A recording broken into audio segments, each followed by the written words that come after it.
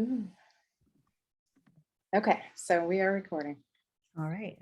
All right, and I think I have let anyone who was in the waiting room in. I will check on them. Thank you all so much for being with us tonight.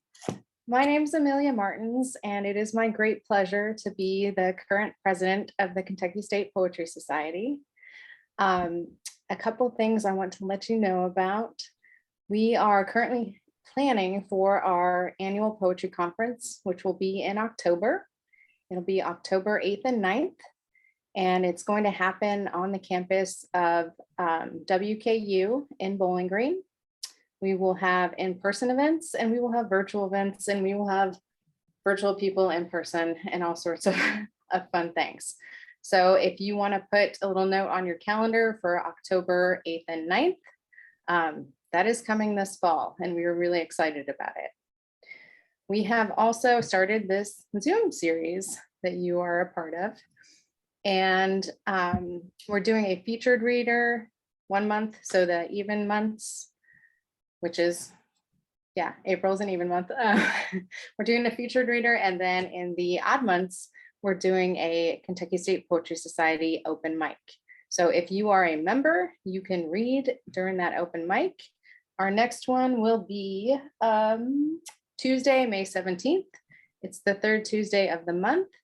If you have read for us in the past, we would love for you to read for us again, but we're also going to open it up for people who have not read for us yet. So they'll go to the top of the list, and then if we have a spot and you've read for us before, you're welcome to read again. But we have been having great success with those readings. They've been really fun. So if you are not a member of the Kentucky State Poetry Society, this is your chance and your motivation. Join us, read in that open mic, and then our next featured reader will be in June, and I have no idea what that date is. It's the third Tuesday in June. Oh, I do know what that date is. It's my anniversary. Sorry. It'll be June 21st. Yeah, it's an important day. I was like, why do I know that?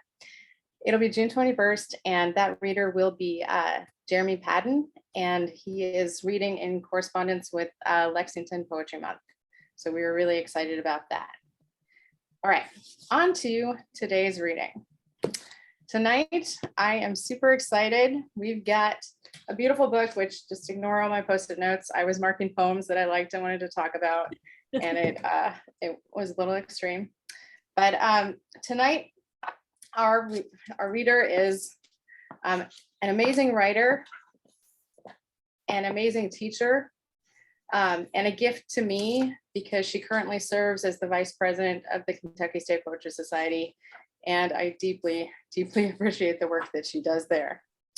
So our reader tonight is Danni Quintos. She is a Kentuckian, a mom, a knitter, and an Appalachian poet. She is the author of Python, an ekphrastic chapbook featuring photography by her sister, Shelly Quintos. She received her BA from the Evergreen State College and her MFA in poetry from Indiana University. Her work has appeared in Poetry, Cream City Review, Best New Poets, Cincinnati Review, Salon, and elsewhere. Her knitting has appeared on the shoulders of many poets, writers, and artists who are also friends and teachers. Quintos lives in Lexington with her kid and farmer spouse and their little dog too. She teaches in the Humanities Division at Bluegrass Community and Technical College. Two Brown Dots is her amazing book, and we're going to talk all about it. But here's Danni. Thanks so much, Amelia. The silent applause of the Zoom the Zoom meeting.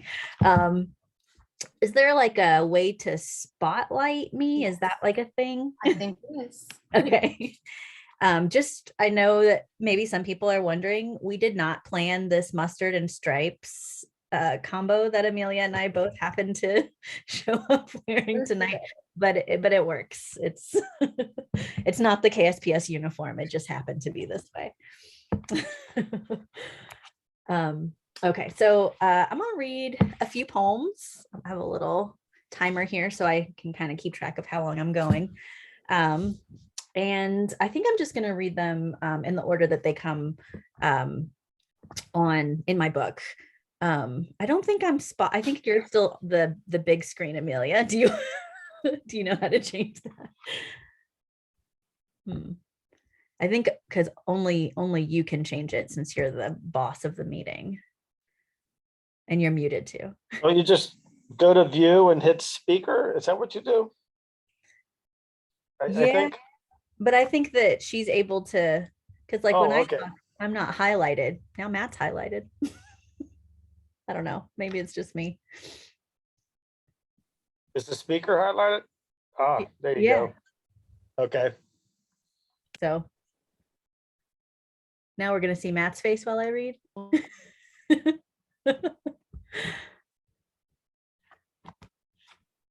Okay, so I have gone to view and hit speaker. And then if I. So when I talk, my face doesn't come up, does it? Oh, it does. Okay, great. Cool. I'm just seeing you, Amelia, which is fine. I don't want to see my own face. Okay. All right. So, So the first poem I'm going to read is called Scary Spice.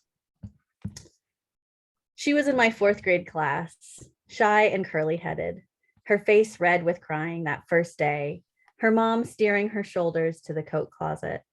Her seat was next to mine, our names laminated and taped down. I asked which Spice Girl she would be. I always wanted to be Ginger, but got bullied into being Scary since I was the only brown girl playing. At recess, she started telling stories about how much she was from Kentucky, unlike me.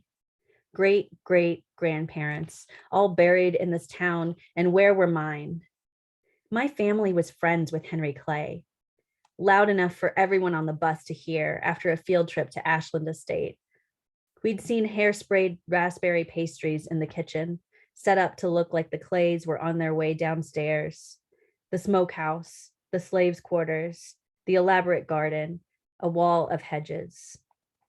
My grandpa played on the UK basketball team coached by Adolph Rupp, she bragged in the car as we passed Rupp Arena. I didn't have brags like this, didn't even know my dad's name. All I knew that got passed down was from the summer we flew to the Philippines when I was 6. My Lola showed me how to kill a chicken with a hatchet, knocking the blade against its wound in slow taps, how we let the neck bleed into rice.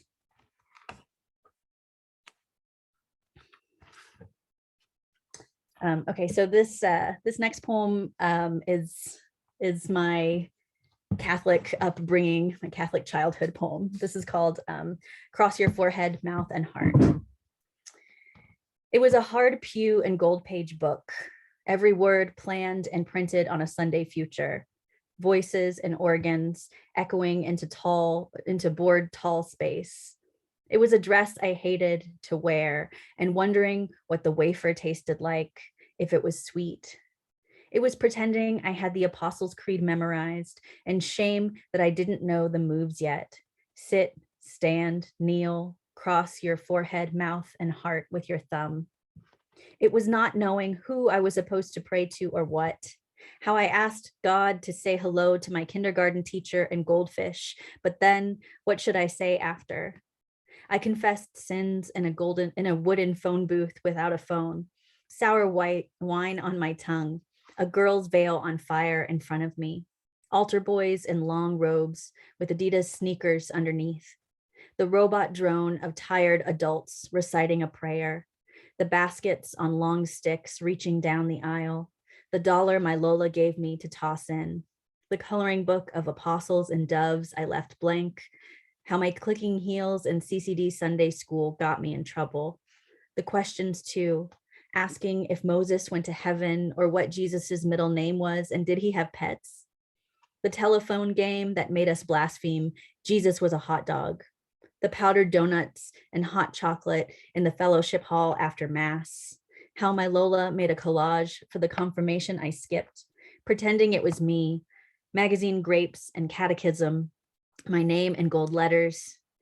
The year I told my Lola I didn't want to go to CCD anymore because the only other Filipino girl in the class moved to Florida, because I was the last brown girl in class asking why Jesus is so pale. But the real reason was the trouble, the time I was made to stand alone for the rest of class, keep my shoes and mouth quiet.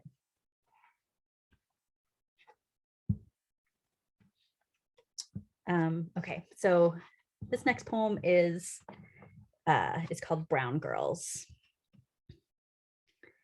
The summer after Mom moved out and into the Oldham Avenue house, we played in all the front yards like they were ours. Flashlight tag and clapping lightning bugs dead in our hands for that toxic glow. Then that Ratliff boy across the street asked if I was one of those orphans from TV. Before that, I thought we were all the same kids, same sized houses, same bus to school. Suddenly, we were brown and they weren't. I let out a sharp vowel and stomped back to our front door between the hedges, into the house where our dark-skinned dad never showed, the house where Mom moved to be with her pale, bearded boyfriend.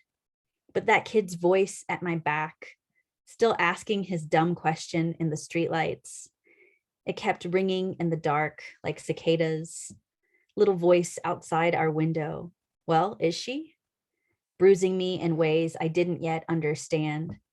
And every summer after, a whirring reminder that I didn't belong here. A little song sung at me by the bodies that slept for years underground. How we couldn't see what he saw. Two brown girls under a white couple's roof.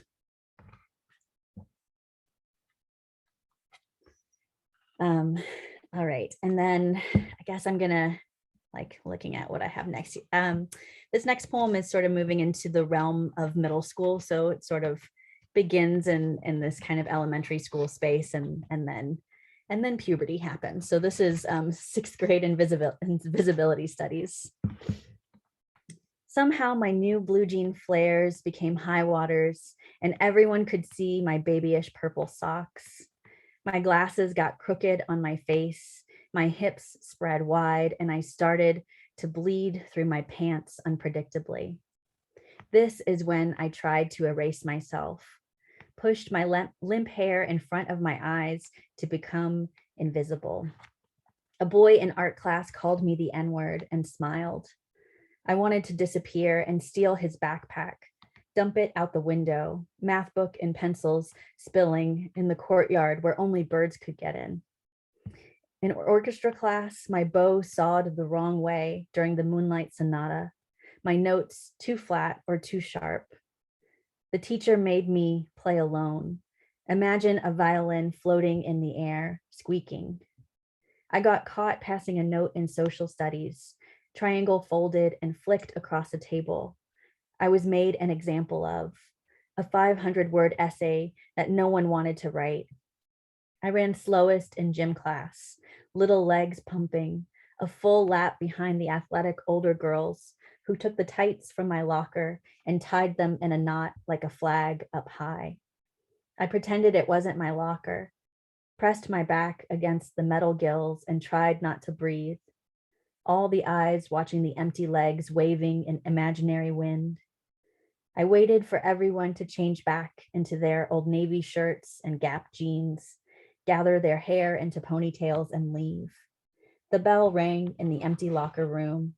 I untied the knot and slipped my invisible feet in, like a jellyfish's translucent and stinging tentacles, like its empty head, a plastic bag.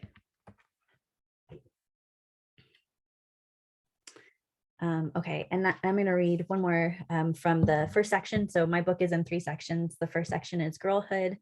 The second section is motherhood, and the third is folklore. And so this This is the last one I'll read from the girlhood section. This is the worst part of riding the bus. In 6th grade, a girl on our bus was murdered. After her body was found in the park by a little boy looking for his ball, we all said nice things about her, pretended she was the nicest girl on the bus, our best friend. Before that, she was missing. Last seen on her bike, according to announcements. But those who knew her knew she was last seen giving her mother the finger. Last seen poking me in the back on the bus. Last seen her face covered in pink pimples, her teeth sharp as an angry dog's, her little sister rolling her eyes and screaming, "I'ma tell mom." Last seen flirting with my first boyfriend and asking me if I was Mexican and illegal. When her curly blonde and snarling head didn't appear on the school bus steps, we sighed, letting all the balloons in our lungs go.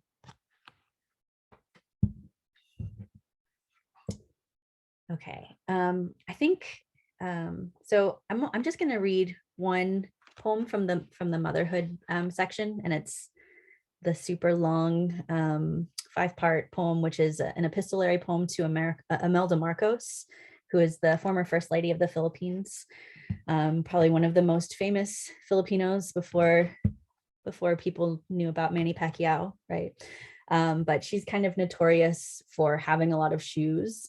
And I think that she's sort of glamorized in that way. And the American version or kind of view of her is sort of like a style icon. Whereas I think the reality of it is much messier, especially considering the history. So this is Letters to Imelda Marcos. 1.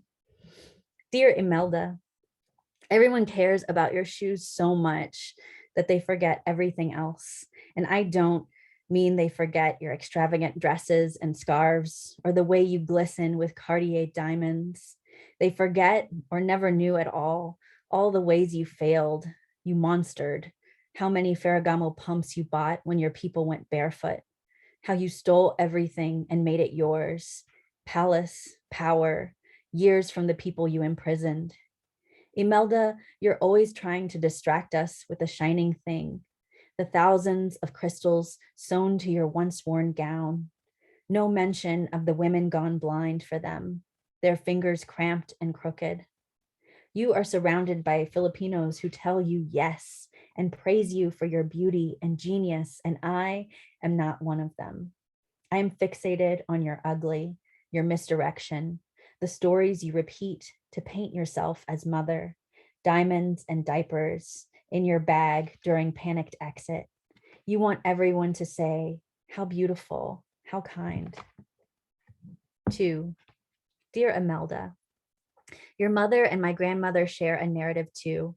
My Lola was born in 1939, the year after your mother died. They are both Remedios, named for the Virgin of Remedies.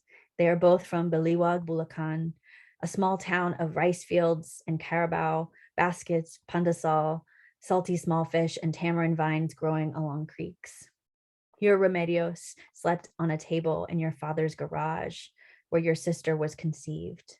What a scandal in Baliwag, like my pregnant Lola, whose husband left her alone in the heat of broken tile floors, frogs singing her asleep. Both women held their swollen bodies without remedy, without the men who were supposed to save them. 3. Dear Imelda, sometimes I see you as that aunt in trouble, exiled for the ways she embezzled, but Lord, you should see her count money, the way her hands move, the flit of the bills between her fingers. She was the second wife of an uncle, young, shiny trophy. Mirrors lined the walls so she could smile at herself. And you, I imagine, love your reflection too. Silk shoes, gold necklace, the way your hair mimics the Philippine Sea at night, all dark and sparkle. She even calls herself Imelda privately, trying on your extravagance, the swipe of her MasterCard at Macy's, the weight of a bracelet she can't afford. 4. Dear Imelda, here's a story my grandmother tells me. A flood in Pampanga soaked houses to their tin foreheads, and the US sent dinner rolls to help. Everyone knew relief was on the way. Their food floated in muddy water, but it was delayed. You, the First Lady, decided to have your workers unwrap and repackage the bread, mark it from the First Lady.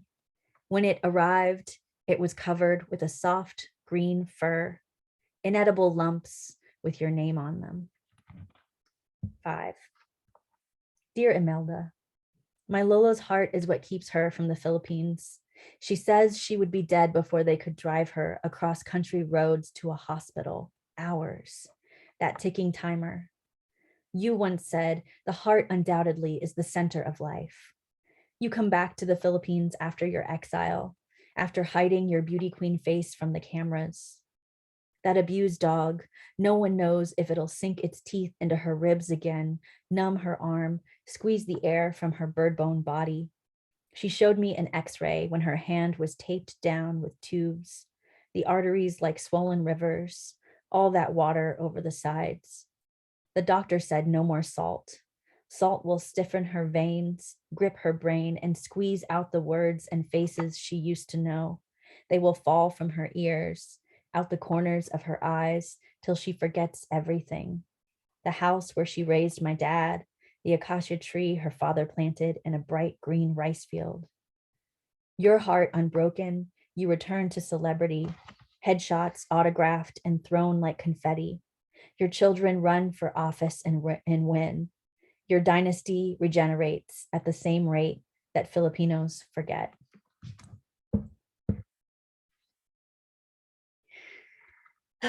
Okay, so I'm just gonna read a few more. Yeah. And the last few poems I'm gonna read are from the folklore section of my book. So this is the first one in that section. And I think the ones that I've chosen all have kind of a magical folkloric element to them. Tonight, I guess they're all in the folklore section, so that makes sense. But so this one is actually based on a Philippine folktale. This is called Milkfish. If your mother craves milkfish when she's pregnant with you, and if the sea stops putting their gaping mouths on your father's hook, and if your father begs the sea for more, he will owe the saltwater something. You, black-haired and 7 years old, will be swallowed by a wave. Forget your best friends or the chapter book you haven't finished. Forget the freckled neck of the boy you stare at during English class and sometimes during mass. Forget, too, your mother's warm hands on your shoulders before she braids your hair into ropes. Her ensaimadas sprinkled with cheese and sugar. Your feet won't fit in any pair of sandal or sneaker. You'll feel those bones splay, soft as straw.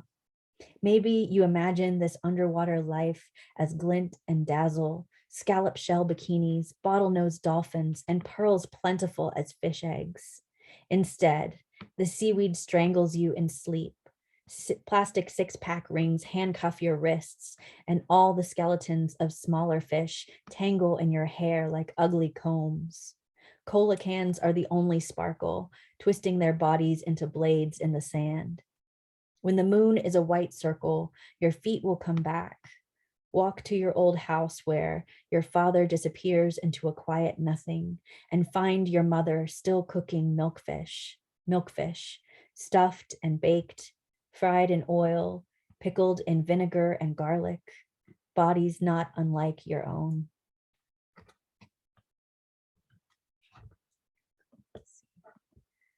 Oh, I didn't start the timer, so I have no idea how long I've been going. Okay. All right. So I think I'm going to read two more, and then Amelia and I will have a little chat.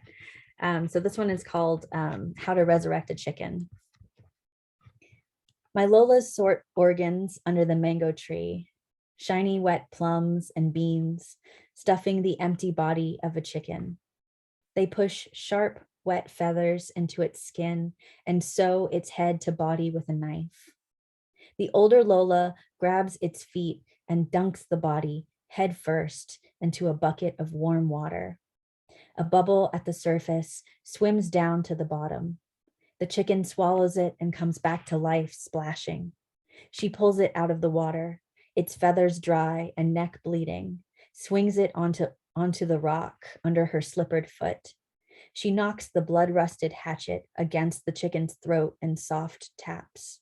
She holds a bowl of rice, soaked dark with purple blood, under the chicken's neck. Big grin, and she tells me it's chicken chocolate.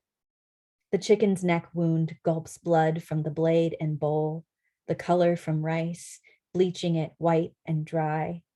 The gash shrinks, pinches itself shut like an eye. She sets the chicken upright. It walks backwards, away from her, shaking its feathers into unruffled shape.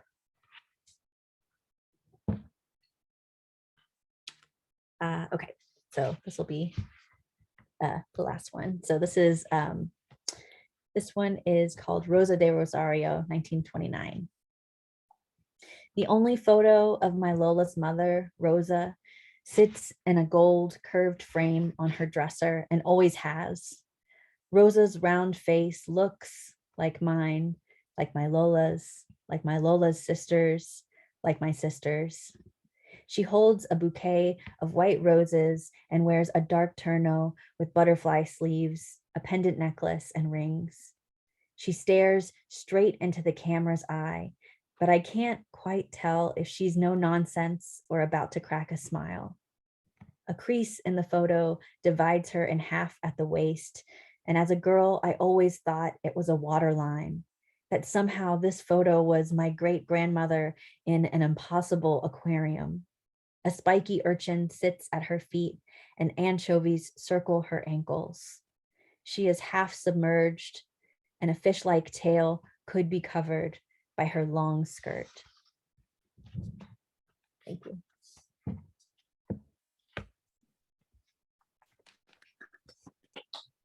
That's amazing. I am gonna let a couple people in real quick. Oh, okay. So I have so many, so many things and like so many post-it notes. But I wanted to start with just an observation that that actually begins the foreword. So Amy Nuzugmatahill wrote your foreword, and she, like, Yeah. poetry god, just incredible.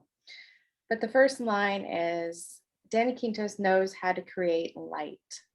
And I thought about that statement as I read each poem. And I want to talk about several things, but the first thing is like this idea of light. So there are so many subjects and so many like difficult subjects that you illuminate, right? There's like childhood and all the like awkwardness and like strong emotion. And my kids are 9 and 11 right now, and we are like so entering a world that I forgot was there. So there's like so many things from a time that is getting farther and farther away from me that you show a light onto, and I'm like, oh yeah, that is what we thought, and that is how we felt. But then you're able to do the same thing when we jump from the first section to the second section, and we're in the motherhood section, and you've got like these imagery of being so big and so heavy and having, you know, this ocean of a being inside your body. And again, I'm like 9 and 11 years out from that. So you hit some things, you know, the light turned on that where I'm like, that is exactly how my body felt. And then we get into folklore, and I guess my first question, and I don't like, it's a big question. How are you able to do this? How do you do this? How do you keep these things that in some cases are far away in time, in other cases not quite so far away from time, because I know your son is not as old as my girls, but you take these experiences very much of the body, but also like of the chemical brain, but from very different times. How do you How did you do that? How did you put such a clear light on those complex um, experiences? That's a really hard question, Amelia. I mean, I don't know how you how do you write this poem? I feel like the majority of the childhood poems that I drafted, most of them I were a part of my MFA thesis. So I wrote those between, like 10 and 6 years ago. I think that's math. Yeah, something like that. Um, so We're close. yeah, so that at that time, I mean, I wasn't like super close to childhood, but I was kind of writing in around this like middle school experience. And I remember like coming up with these poems that I think that they kind of sprung from writing with other writers and writing with writers who are really amazing at embodying these younger voices, like Tia Clark and Scott Fenton and Jessica Frank, were all in my at IU at the same time as me. And so they were so amazing at kind of writing these younger selves. And it really influenced me to want to do that too. And I remember like, I had all these different, I don't know if you experienced this when you were near MFA, but I had all these kind of different kinds of poems. Yeah. And I feel like the middle school kind of childhood poems were the ones that that felt the like the itchiest, the had the most happening with them in them. And Ross Gay was my thesis director, and he sort of encouraged me to follow that vein and to chase those poems and find those moments. I think he said like, where the poem gets hot, like to kind of go after, instead of this like whatever I was trying to do, this like MFA poem artifice of like kind of what other people were doing. He was like, no, follow this other thing that you're doing because you're good at that. And that's where the poems are. And so I feel like I just had like a lot of really good voices and influences kind of telling me to follow it. Yeah, that's such a good description, like to follow it where it's hot and also itchy. But yeah, that's so in those poems in that first section, like they're so true and they're so honest, and they have the detail that puts you in that moment. But in like the locker room poem that you read that ends with the jellyfish on it, you've got like the gills of the locker behind you and then not being able to breathe. So there's like there's these beautiful poetic moments, but like what is happening in the poem is a very everyday sort of middle school experience where I feel like I've had students before that just dismiss those moments of their lives as not being worthy of poetry. So you look at a lot of things in that first section that I feel like, especially like MFA students who think that they're writing poems, are like, that's not it's not artistic enough, or it's Right. not Like high art. doesn't like deserve a poem. Yeah. And yeah, I was just blown away by the truth of that and how much it took me back to those experiences and back to those inner workings like of the brain. Did you do other writing around that time that like not in poetry? Or did it just, when you were trying to get into that voice of like the elementary school and the middle school, Yeah, I did think those all show up as poems? all his poems. Yeah. Okay. Yeah. I was just in poetry mode when I was in my MFA. So like the idea of like, it was just when I drafted, I was breaking lines, so that's kind of, yeah. But when I was in my undergrad, before that, I wasn't writing poems at all. I was mostly just writing prose. And so some of these things feel like they were, they evolved from the prose that was from my undergrad years, I guess. Right. Yeah, I feel like there's a constant evolution, and everything that you're working on always like builds into the next thing, even if you don't know what it is, which Yeah. I've been trying to like let go of and just be like, this is what's happening. It's probably fine. Um, So the poems in the middle section and the motherhood section, this is a little closer in time. Um, but again, like very much in the body and very much in um, like capturing the truthfulness of having like wonderful and horrible and your body being taken over and creating life. And it's great. And also like, I'd like to not have to pee all the time. Um, A lot about peeing in that section. There's so like much. And I was like, that's the truth. Um, but did you write the like are those from that time or are they from after or like I feel like people wonder a lot about the motherhood poems and the distance that it takes to be able to write them. yeah. So I would say that most of the motherhood poems were written at like during, like while I was pregnant or when I was like well, I'm still a mom, but like when I was freshly a mom, I guess. Like the 8th month, some of those poems. And to be honest, I didn't think that I was writing poems, like I didn't think that there was much to them. I had kind of a like a break after I finished my MFA where I just didn't write anything and felt like, like I didn't know if I was gonna still be a poet and still keep writing. But then I like would go back into like some of my old notebooks and I was like, oh, this is a poem. Like this is a poem that I wrote when I was pregnant. And I think maybe there were like 5 poems that I wrote like that whole year, but a couple of them made it to the motherhood section. And then there are also like the first milk poem I wrote last summer. And that was pretty far removed from lactating for the first time, from lactating at all. So that was like 2021 and my kid was born in 2018. So I did have a lot of distance. And that kind of sprung from thinking about how to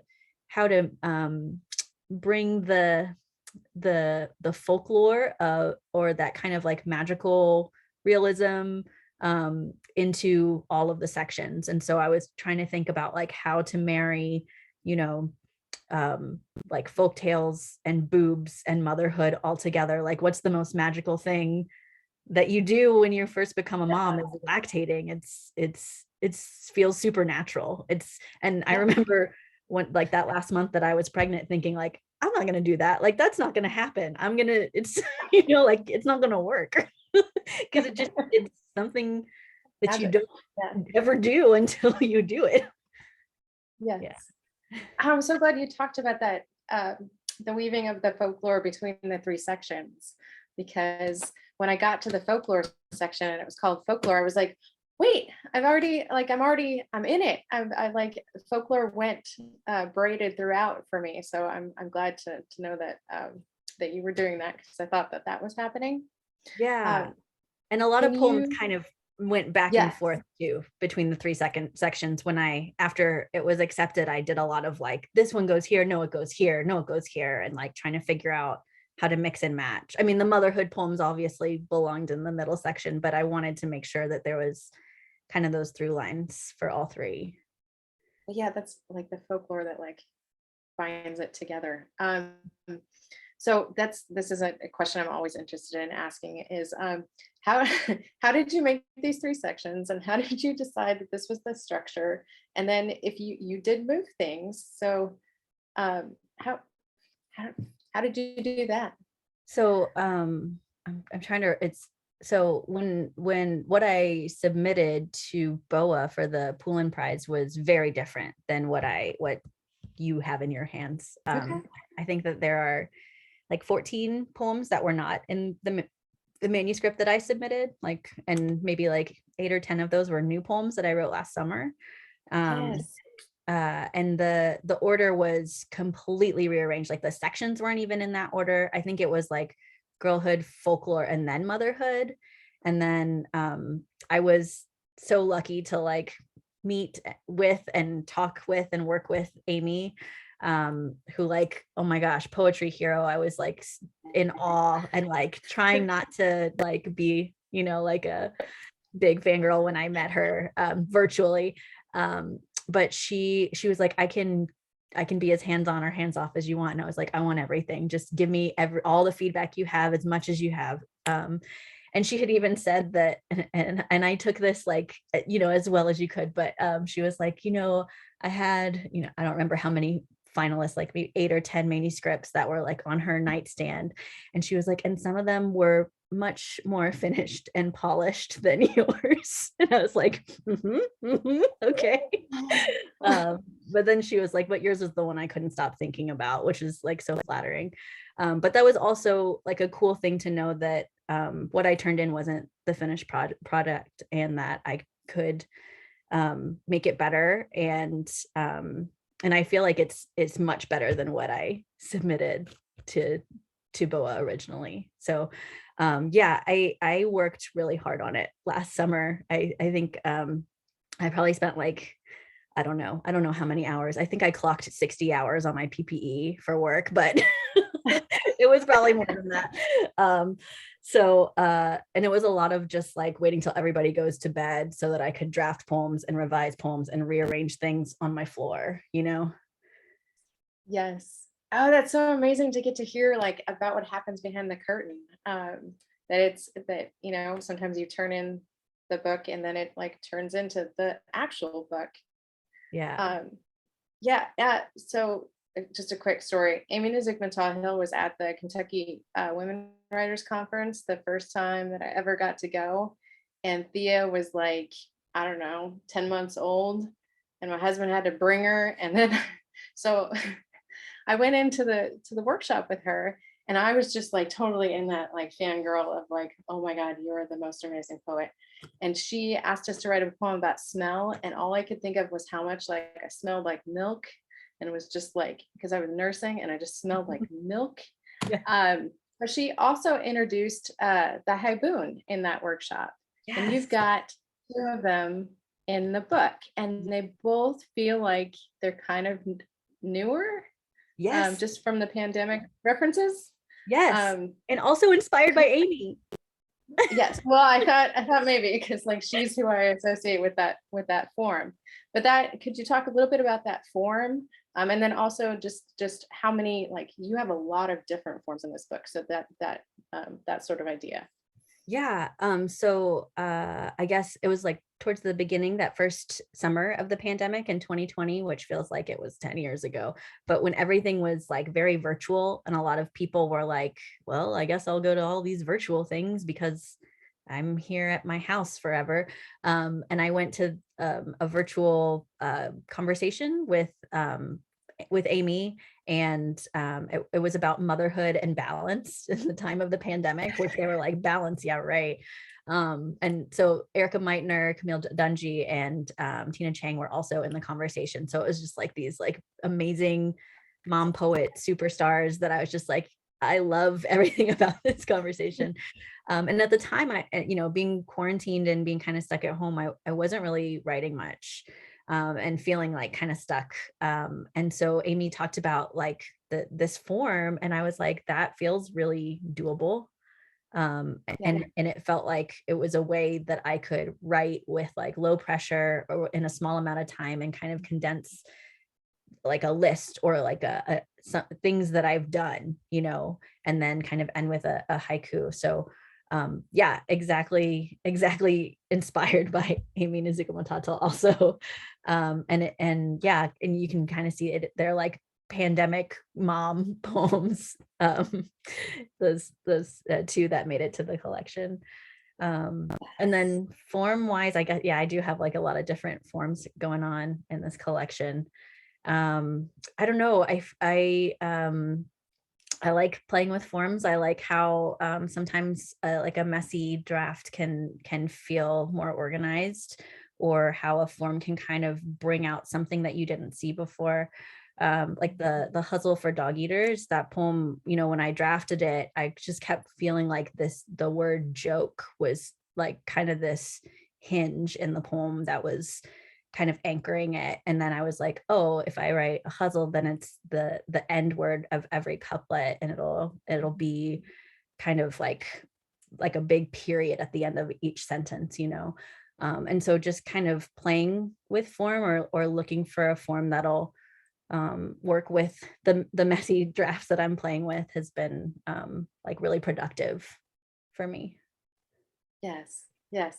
And well, it was wonderful personally to like see so many different forms and feel like everything, like the form and the function were matching in each piece. And it didn't, because I'm a little bit worried right now with like these prose poems and like other poems, and like your book puts together like there's some really skinny poems, and there you've got some just a variety of forms. And I was so like pleased again to see them because it felt like each one was honest to the subject and to the poem. So I And really appreciated all the different. I also think it's because I wrote this book over the course of 10 years. So it was sort of me like playing with these different voices and different forms. Like I was thinking like the really skinny short line poems, like those are such Ross Gay looking poems, like with super short lines. And that's who I was like working on these poems with and reading his poems. So like Catalog of Unabashed Gratitude, definitely like Ross fingerprints in this collection. Okay, I'm gonna stop because I feel like I could just like have my personal conversation about lots of things. But I want to give our audience a chance to ask some questions. So I'm going to put it back to where I can see everybody. I'm gonna try to do that. Do you all have some questions for Danny? I think Matt has an announcement. Matt does have an announcement. Matt, would you like to do your announcement, or would we like to do, does anybody have a question? There we go.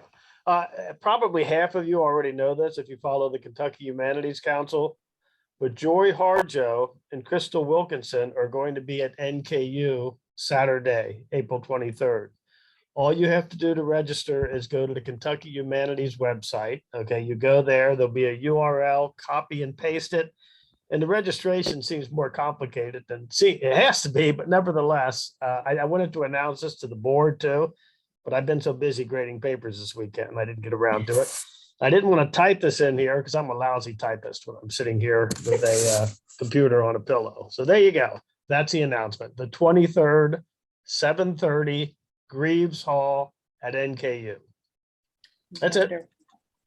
Thank you, Matt. You're welcome. Yeah, that's exciting. I think I'll throw in a question. John.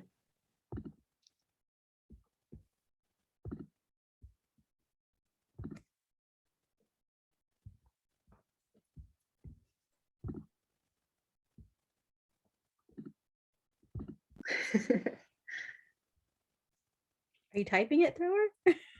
Oh, okay. Yeah. It's my cover. Okay. I'll type. Okay.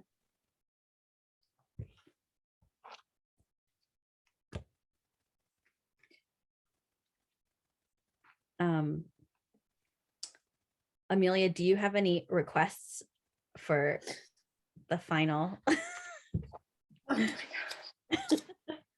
I was just going to read the last one, but I would be glad to read like a mom poem too, because I didn't read any mom poems.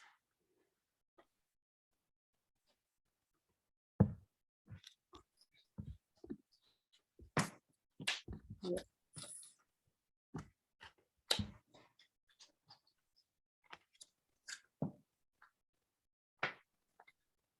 Well, that one, well. So I'm really scared of this question that you're working. I know. I'm like watching his face as typing. I'm not gonna have the answer, I don't think.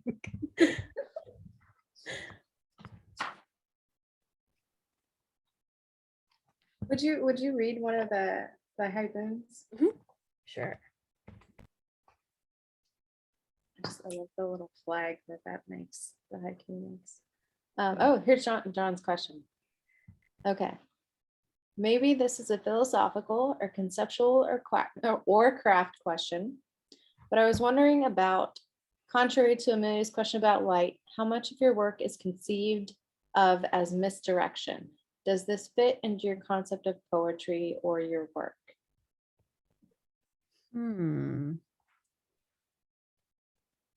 I don't know.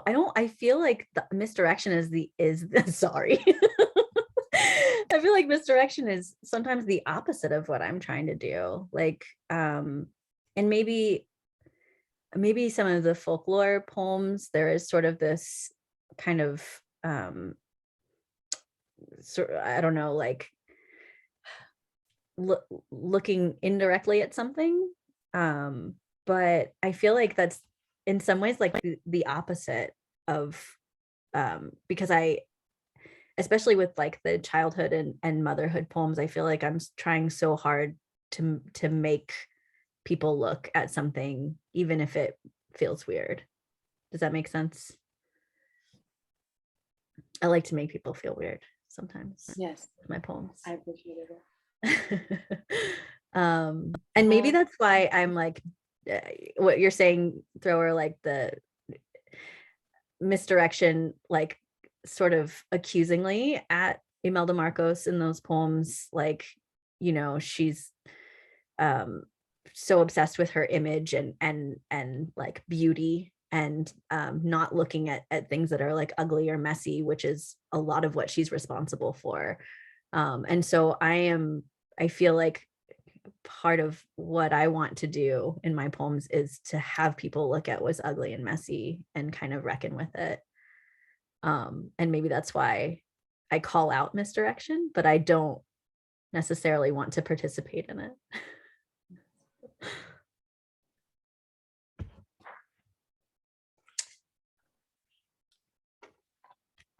All right. Who else has a question? That was an excellent answer. Yes. Yeah, I let my grandmother read the Imelda Marcos poems, and she read them, and she doesn't really like give me any feedback at all. There's like no satisfaction. Like, she read my book and just was like, so. But I let her read the Imelda Marcos poems, and she like read them, and she goes, "Now you can't go back to the Philippines." I was like, oh, okay. Am I gonna get arrested? Like, I mean, I know there's some crazy stuff going on there, but oh, my poems, I don't think so. Poems are powerful. Yeah, I guess so. I don't think anybody in the Philippines is gonna read these poems, but government officials aren't gonna read my poems.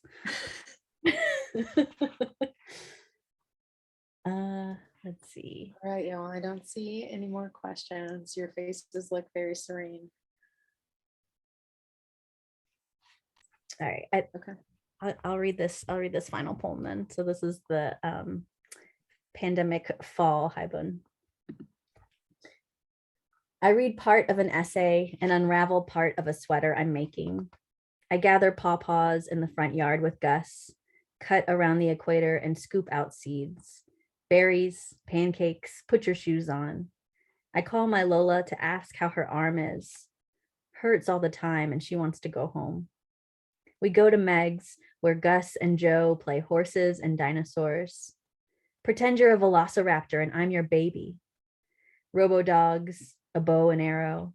I am mosquito bit by the pool, then consoling a crying Gus.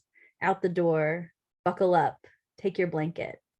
Gus falls asleep and I peel him from the car seat. I keep quiet and read old poems, heat up lunch. I think of Monday and what waits for me.